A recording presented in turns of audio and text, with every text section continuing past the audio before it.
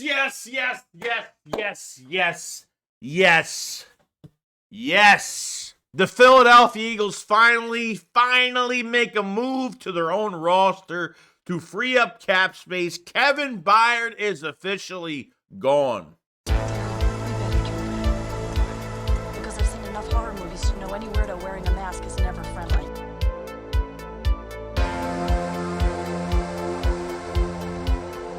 Yo, what is going on, guys? I hope everyone's having a fantastic day today. So while the NFL Combine is going on and the Eagles are just sitting tight, I'm just waiting for a move to happen sooner or later. The number one move that had to have happened today with Kevin Byard getting released by the Philadelphia Eagles, and the Eagles saved $13 million in cap space. This was an absolute move that had to happen because at the end of the day, like when you have that much money behind a player, especially a veteran player that you don't necessarily need to get younger at the safety position, I mean, you had to get it done. You had to do it. So now the Eagles go from $32 million to now $44.5 million under the cap. $44 million. The Eagles never have this kind of money in the offseason. It never happens. This is just from one move. You haven't extended HaasonReddick for $11 million just by extending Reddick. Okay, if they even get that done, you're over $50 million in cap space.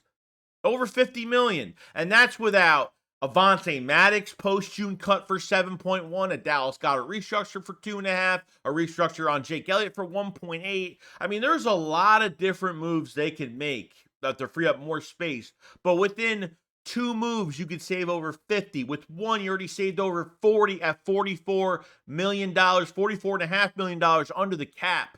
Now, we all know, safety is, could they bring back Kevin Byard? Could they bring him back? Now, he had 2 years left on his contract.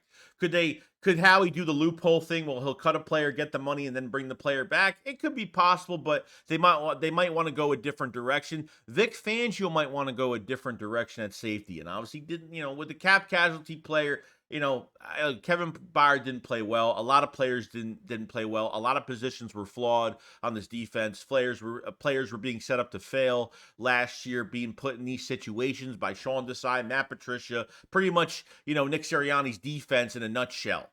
From what he wanted, and didn't have the right coaches to even have any type of accountability towards these players, and that really sucked last year. So, yes, of course, there's other veterans out there that are a little bit younger, maybe a Tracy Walker at 28 from the Detroit Lions that was released. Maybe, maybe they go after Eddie Jackson that's still, that hasn't played well since he was under Vic Fangio. I don't know, but at the end of the day, who cares, okay? With the more flexibility that Howie Roseman has, trust me, the more moves that could happen. I have to respect the GM in a lot of ways because, we have to be a little bit grateful because there's a lot of GMs out there that don't take sacrificial chances, okay, like Howie Roseman does. Okay, it's the total truth. Because I have friends that are fans of other teams I don't even watch rarely. And, they always talk about their GMs not ever making moves or ever like pulling the trigger on something. And I feel like with more money being, at our disposal, there potentially could be a free agent corner coming to Philadelphia. Potentially, this could free up a lot of things. I already knew this move was going to happen, okay? But within one move, you're over $40 million to $44 million under the cap. And with one more move of HaasonReddick, you're going to get 11 to 16 million, whether he's traded, whether he's re-signed. It's insane how much money they could save and how much money they could have this offense, plus draft capital. I mean, the more flexibility you have for the draft, the more flexibility you have in the free agent market is going to have you sitting there feeling pretty damn good. Vic Fangio having the control over what players he's going to get defensively. So this was a cap casualty. This was a number that we needed. And finally it happened. So very excited, very happy about the Kevin Byard release. This had to happen. So that's the news on Kevin Byard, $44.5 million under the cap, and very happy with that. Now, I want to go to another subject, a matter where Alexander Mattison from the Minnesota Vikings has been released for $3.3 million in a cap savings for them. 25 years old, 700 yards, 3.9 per carry, which that number should go up if he's a Philadelphia Eagle. If you guys remember, the Eagles tried trading for Alexander Mattison the last couple years. And this is a power back that's got some nice shiftiness towards him. We know how Alexander Mattison plays, and he's been a hell of a player. And the Vikings have some other priorities regarding they're probably going to trade Justin Jefferson. They're probably trying to get as much cap space as possible. And they're probably trying to, at this point, get draft picks and move up for a quarterback. So Alexander Mattison packs a punch, no doubt, for your running back core. And this wouldn't be the only signing. I think at the end of the day, you're going to get your power shifty type back, and then you're going to have your dual threat back, that you're going to get in the passing game and things like that. So I don't think Alexander Mattison, is he cost effective? I don't know, but still very young. And would he cost as much as DeAndre Swift? Probably not. But obviously those are two different type of backs. You can't really compare them too much, but I'm just talking price in general, why it would be a little bit cheaper, but then maybe go in the mid rounds of the draft and go get a fast dual threat pass catching type back. You know what I mean? Receiving back or something.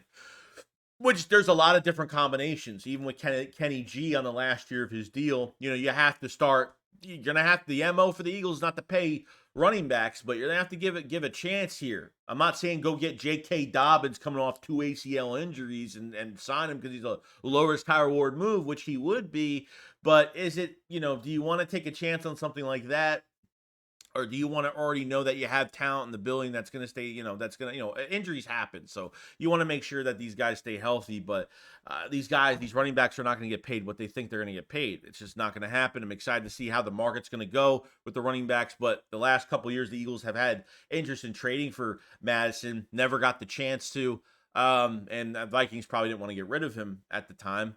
Running back market, and the Eagles will have the cap space to sign somebody. I mean, I don't see why not. I mean, I'm not going to sit there and say they're going to deplete their cap space. They're not going to do that. Still want to say significant under the cap when the season's going on.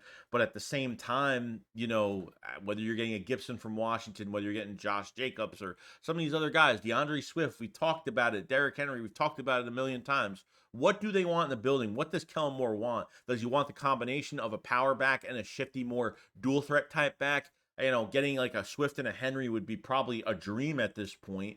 But Alexander Mattison, he would do some damage. I mean, 3.9 average, he would get that up to he'd get that up to probably 4.85 yards a carry at this point.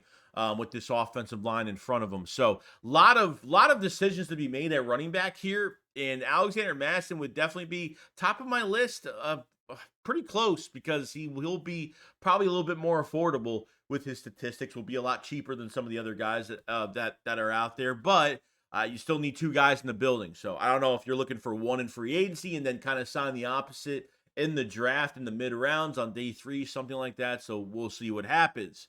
Now, lastly, I want to go over this. This is the most annoying shit, okay?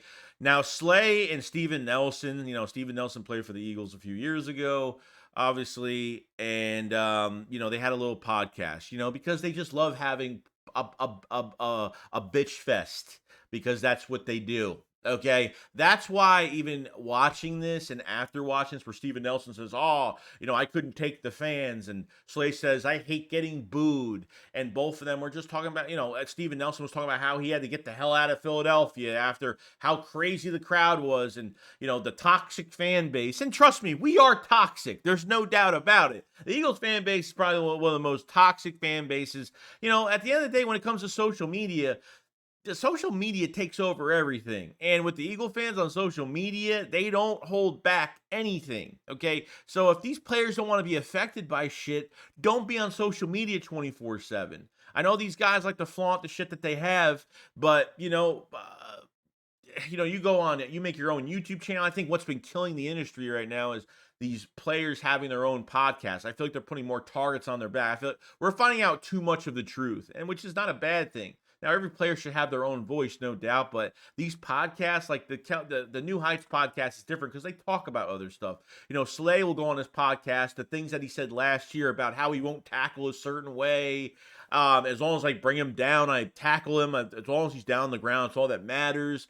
Before the Tampa Bay game, Slay was like, thank God this game's not home. I don't want to get booed. Like, why would you? This is a captain of our team saying this right now. Like, just this bitch fest that we just watched right here. I absolutely hate it, dude. Like, I want young corners. These guys are just too old. Both of these guys, Steven Nelson and Slay, are just old, okay? And they're just annoyed at, you know, they're just, they think they're not going to be able to deal with problems and deal with a fan base. Doesn't matter. It's any fan base. It doesn't even matter. Okay, maybe a Detroit Slay was, you know, highly liked and he was the best player out of a bad team for a lot of years. But these guys are just getting old and they're just bitching and they need some young blood in the building. We need some young blood in the building or another vet that's just, or someone that's going into their prime that's not, doesn't have this attitude, man. I don't like this attitude from Slay. I've hated it since last year. I've disliked him as a player, not as a person. The person is always the best thing about him, but the player I can't stand. And the excuses that come out of his mouth, I can't stand.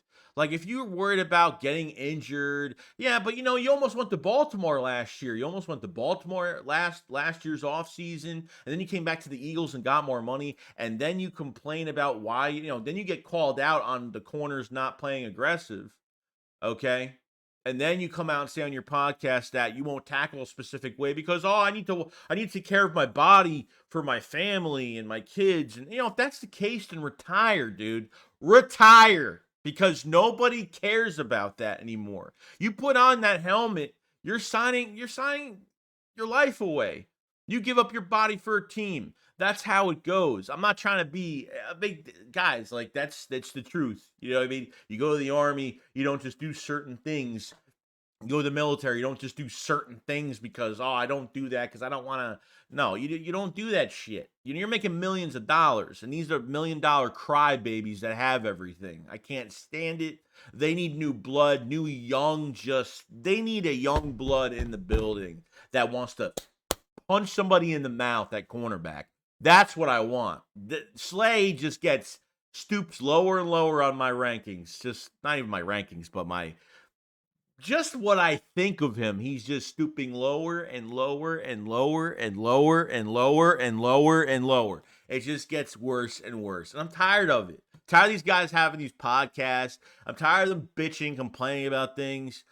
Especially him. Go home and eat your banana pudding, enjoy your wife, and just retire under a fucking palm tree. All right? That's all I gotta say about Slay. Darius, I'll call him. Okay.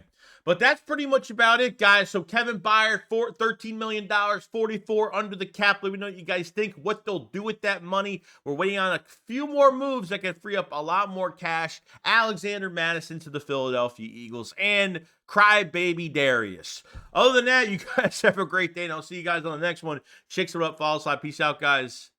Peace.